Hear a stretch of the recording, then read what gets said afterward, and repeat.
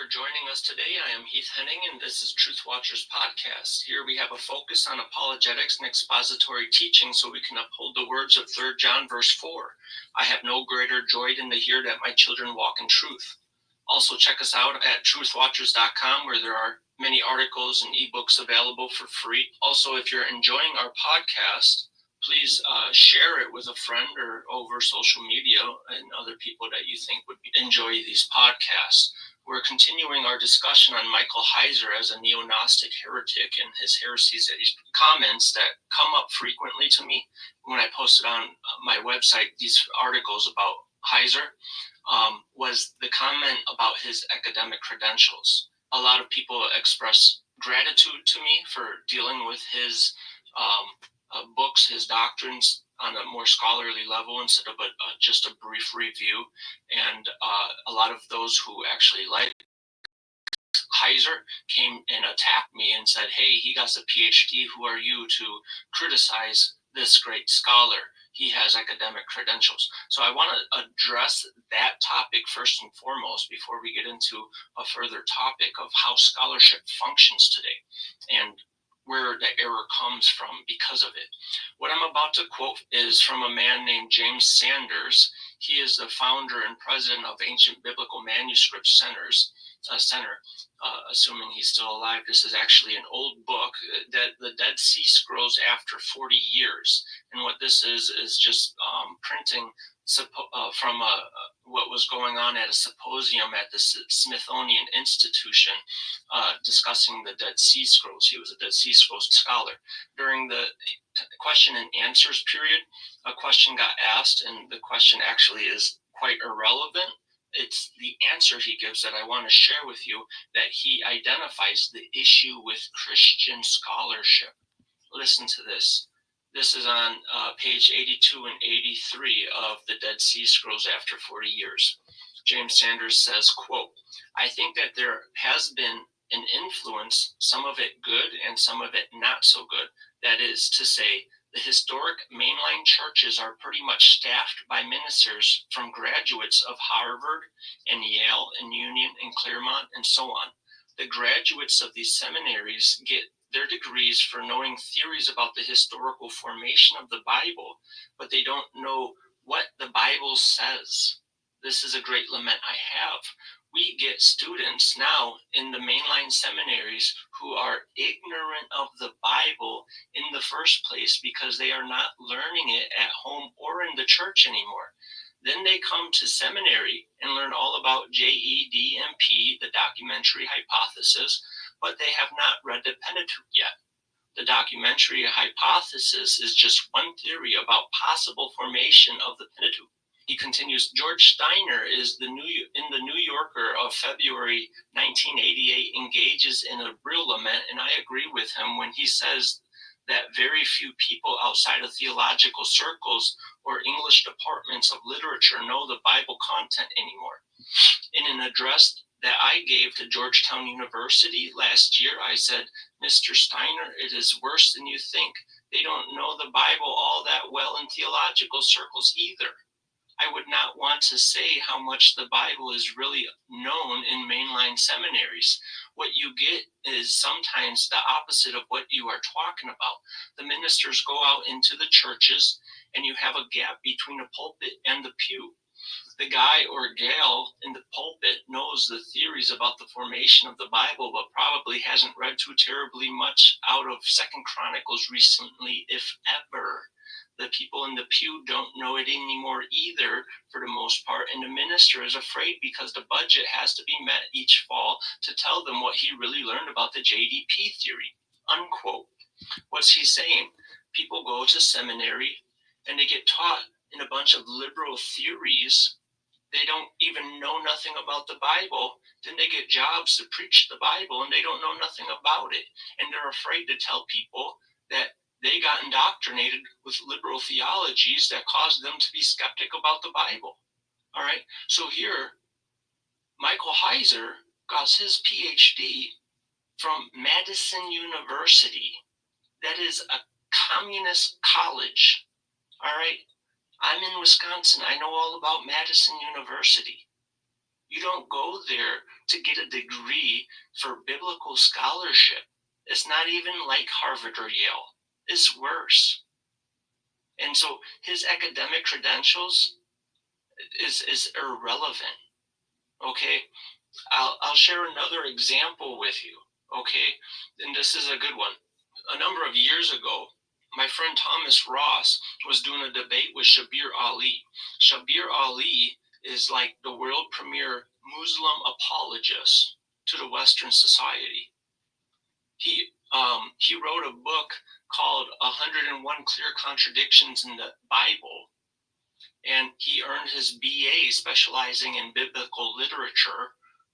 And when I went down to O'Hare Airport in Chicago to pick him up for this debate, we drove back to Wisconsin. I took him out for dinner. We had a good long 3-4 hours of discussion this whole time. One of the questions I asked him was, have you ever read the Bible? And his answer was no. My follow-up question was, have you read the New Testament? His answer was no. He has a BA specializing in biblical literature and wrote a book, 101 Clear Contradictions in the Bible, and has never even read anything of it. I'm not impressed. Okay, I could refute his book about contradictions in the Bible just by saying he's never read it. But he's going to give the impressions to his reader like he's actually read it cover to cover multitudes of times to find all these alleged contradictions. It's foolishness. But this is the kind of stuff that goes on in academic circles and scholarship. Heiser, as I've said in many of these podcasts, as I say in my book, all right, and in the articles, Heiser either lies about what the ancient literature says, or he's lying about having read it. And I'm sorry, I should always address him in the past tense. He has passed away now, and so I can't say he's lying about it, but his books do still exist, and they're lying about it, okay? It's either lying about having read the work, or he's lying about what it says. In his PhD dissertation for Madison University, he identifies that he used and was dependent upon a word search software to study the use of the word Elohim in the Dead Sea Scrolls. This is a big issue within scholarship today, and most people who are reading books of scholars don't even think about this. They use Bible software like Logos, which Heiser worked for, to do search through thousands of books that they have access on the software, and they go quote mining through all these books, and they look very scholarly, but they never read the books cover to cover. They're just citing them out of context many times. That's what's going on. I actually work a real job to provide for my family, but I'm too poor to afford these expensive software, so I have to buy used books, and I actually read them cover to cover. It's interesting how Heiser's theology is dependent upon certain texts discovered among the Dead Sea Scrolls. He actually identifies the Sabbath thong that came from the Dead Sea Scrolls, and this is a particularly interesting comment, okay? I agree with the majority of scholars that the Qumran community were Essenes, and it is further curious that as far back as 1890, when Emil Schurer first published his classic books, A History of the Jewish People in the Time of Jesus Christ, the discussion he makes of the Essenes revolves around what their theological influence was. Schurer noted, and the influences proposed in his day was, quote, Buddhism, Phariseeism, Syrian heathenism, or Pythagoreanism, unquote. And I'm quoting from History of Jewish People in the Time of Jesus Christ, Division 2, Volume 2, page 215. Schurer settles on Pythagoreanism to have held the most parallel to what was known of the Essenes in his day. And that's on page, same volume, page 216 through 218, the whole discussion of his conclusion. This would have placed the Essenes, according to Schurer, with the synchronism of pagan philosophy, making the Jewish Gnostic cult. Likewise, Philip Schaff's classic History of the Christian Church, originally published in 1858, spoke of the Essenes in a similar opinion. He writes this, quote, The Colossian heresy was the Essenic and ascetic type of Gnosticism. It derived its ritualistic and practical elements from Judaism, its speculative elements from heathenism. It retained circumcision and the observance of the Sabbaths and new moons and the distinction of meats and drinks, but it mixed with its elements the Oriental mysticism and theosophy, the heathen notion of an evil principle, the worship of subordinate spirits, and an ascetic struggle for emancipation from the dominion of matter, unquote. That's from Philip Schaff's History of the Christian Church, Volume 1, page 772. Similarly, the modern translators of the Dead Sea Scrolls, and this is referring to the translation by Michael Wise, Martin Abegg Jr., and Edward Cook, are discussing a text, the Sabbath song, or the Song of the Sabbath, in the introduction, and they compare it to Merkava mysticism and indicate that this text may have, quote, circulated among the Jewish Christians is the conundrum of the Colossian heresy. The letter of Paul to the Church of the Colossians describes what some scholars have considered to be incipient Gnosticism, unquote. And that's from the Dead Sea Scrolls by those translators on page 464. Okay, now for Heiser to find so much support in his theology in this text seems to parallel his view with Gnostic Colossian heresy. That's why I call him a Neo-Gnostic. In the Song of Sabbath, this manuscript from the Dead Sea Scrolls, if you know its reference sources, is 4Q 400 through 407. The 4Q refers to the cave, a Qumran cave that it was discovered. 400 through 407 is identifying the fragments that they were numbered with. All right. It speaks of spiritual entities that are described with various synonyms, such as godlike beings, divine figures, holy ones, princes, exalted angels, holy angels, angels, chief princes, eternal beings, eternal spirits, eternal councils, holy councils, cherubim, luminous wheel beings, and the text identifies these creatures being positioned on quote unquote chariots. Notice how many of these synonymous terms refutes all that Heiser claims about terminology when he classifies the spiritual entities of his theology. They're called godlike, divine, identified with royal terms such as princes. They are part of the council and councils. They are called cherubim and identified as angels. Yet Heiser claims in his book Angels on page 83, quote, there are no instances in the scrolls of council terminology that includes the Hebrew term for angels, malachim, unquote.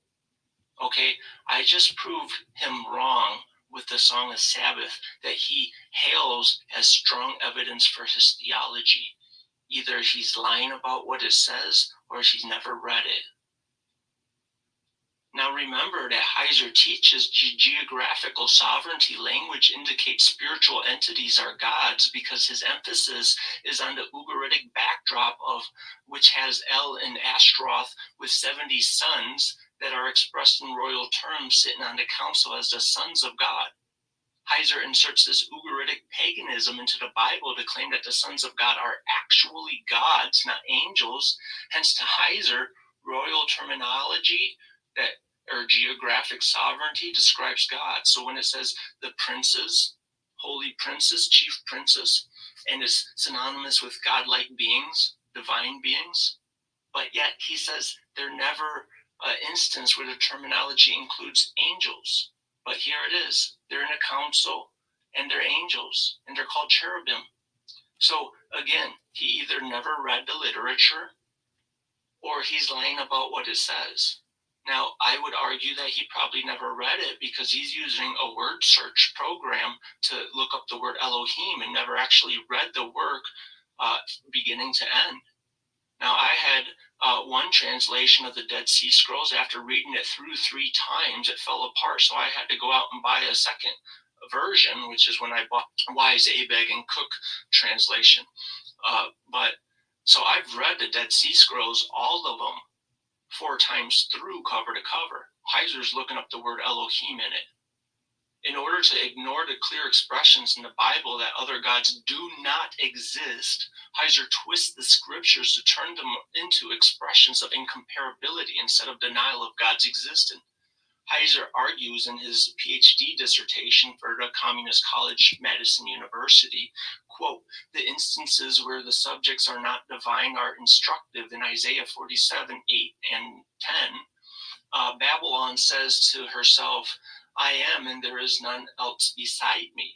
The claim is not that she is the only city in the world, but that she has no rival. Nineveh makes an identical claim in Zephaniah 2:15. Similarly, where the subject is divine, it can coherently be argued that the point of the phrase is not to deny the existence of other gods, but to affirm that Yahweh is unique and the only God for Israel. This fits well with the wording of the Shema and the first commandment, where the confession and command imply the existence of other gods. So the Shema is in Deuteronomy 6:4, Hear, O Israel, the Lord our God, the Lord is one. And the first commandment, have no other gods before me. These all are understood as monotheism, and he's saying they're incomparable language. There are other gods that exist, just Yahweh, as he uses the name, which is inaccurate pronunciation, but he's claiming that it's just he's incomparable to these inferior gods. Okay, but notice the Shema, Deuteronomy 6:4, is mentioned by Christ to a scribe in Mark 12:29 through 34. Now, in verse 29, Jesus answered him, the first of all commandments is, Hear, O Israel, the Lord our God is one Lord. In verse 32, describes it unto him, Well, Master, thou hast said the truth, for there is one God, and there is none other but he. Notice that's a monotheistic understanding of the Shema in Second Temple period, which Heiser says they were still understanding a divine plurality in this period. And he says Jesus taught a divine plurality, polytheism. Verse 34 in Mark, when Jesus saw, he answered discreetly. He said unto him, Thou art not far from the kingdom of God. Okay, so Jesus actually said, good job, you're right. We're talking about a monotheistic Judaism. All right, this is not what Heiser's talking about. Heiser states, quote, it is difficult to discern how Yahweh is exalted by being compared to beings that do not exist, unquote. He actually repeats that mantra in practically every document I've read from him.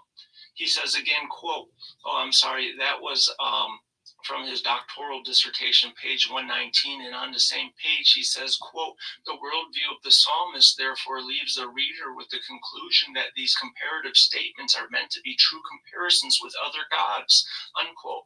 So he's saying there's other gods. He's polytheistic. As I've said so many times, Heiser's major error is his incapability to interpret scriptures in large blocks of context. He focuses on short phrases from Isaiah 47, teaching it proves to be incomparability languages that indicates other gods actually exist when Jehovah makes similar expressions. But the whole context of Isaiah chapters 40 through 49, a big block of context, proves Heiser's wrong, and Jehovah is comparing himself to idols, gods that do not exist. So notice in Isaiah 40, verse 18, begins with the question, to whom then will ye liken God? Which is immediately followed by a polemic against graven images. Verse 19 through 20, the workman melteth the graven image, and the goldsmith spreadeth it over the gold. He seeketh unto him a cunning workman to prepare a graven image. Verse 25, to whom will you liken me, or shall I be equal, saith the Holy One. Chapter 41, verse 29, behold, they are all vanity. Their works are nothing. Not their molten images are wind and confusion. All right, so here's all dealing with who's God being compared with. Not these idols, they're incomparable to God, but they're idols, they're not actual gods. That's the point that Heiser doesn't get, or he's lying. Maybe he never read the full Bible like most scholars. Chapter 42, verse 8, I am the Lord, that is my name, and my glory will I not give to another, neither my praise to graven images, comparing idols to him. Verse 9 of chapter 42, 42, 9, behold, the former things are come to pass, and new things do I declare. Before they spring forth, I tell you of them. So now he's saying, because I can tell the future, you know I'm God, in contrast to idols who can't speak. Look at verse 7 of chapter 42. They shall be greatly ashamed that trust in graven images, that say that molten images ye are our gods. The whole comparison is not to actual gods, but idols. Chapter 44, verse 8, is there a God beside me? Yea, there is no God. I know not any.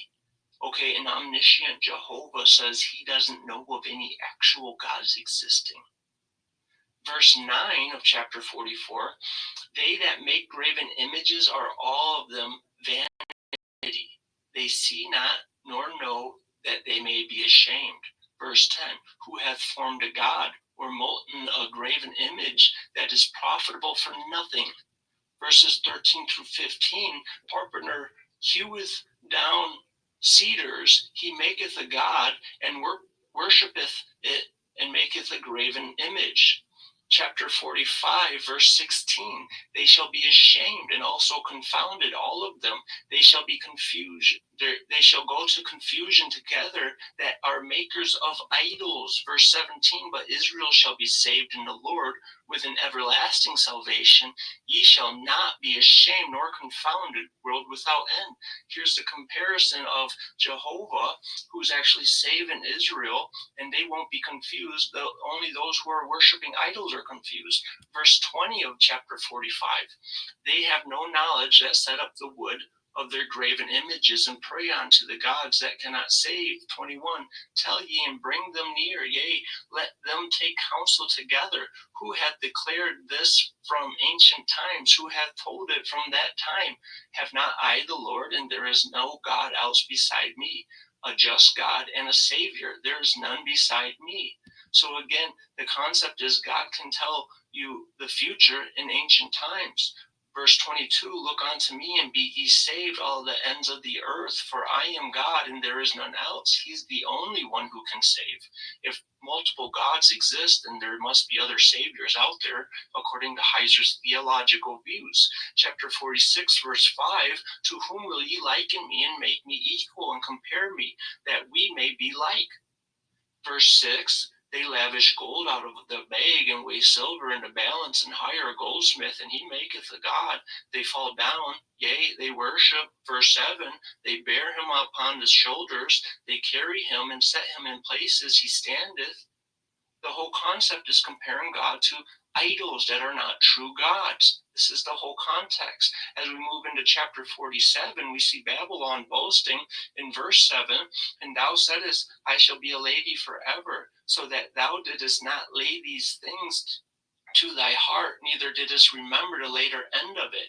Verse 8, therefore hear now this, thou that art given to pleasures, that dwellest carelessly, that sayest in thine heart, I am and none else beside me. I shall not sit as a widow, neither shall I know the loss of children. But God prophesied judgment against Babylon. Notice in verse 9, but these two things shall come to thee in a moment, in one day, the loss of children and widowhood. Following this, God challenges the diviners of Babylon in verse 12, stand now with thine enchantments and with the multitude of thy sorcery, wherein thou hast labored from thy youth. If so be thou shalt be able to profit, if so be thou mayest prevail. Verse 13, thou art weary in the multitude of thy counsels. Let now the astrologers and the stargazers, monthly prognosticators, stand up and save thee from these things that shall come upon thee. So God predicts judgment against Babylon because they exalted themselves. He challenges their diviners to see the future, but they can't. Why? Because they're praying to and worshiping and praising idols that are not real gods. The whole concept that Heiser is trying to depict that this is incomparable language, No, it's not. The whole context demands that you understand that he's talking about God is not compared to idols because they don't actually exist. They're not true gods. Heiser cannot read this in context. He picks out a small phrase from a verse and makes an entire doctrine of incomparability based on this small phrase, ignoring the fact that we just gone over 9 chapters briefly that proves the point that God is saying he cannot be compared to idols of non-existing gods. All right, so again, this is where I'm coming at with academic people that are trained with this kind of quote-unquote scholarship. Did they ever even read the Bible?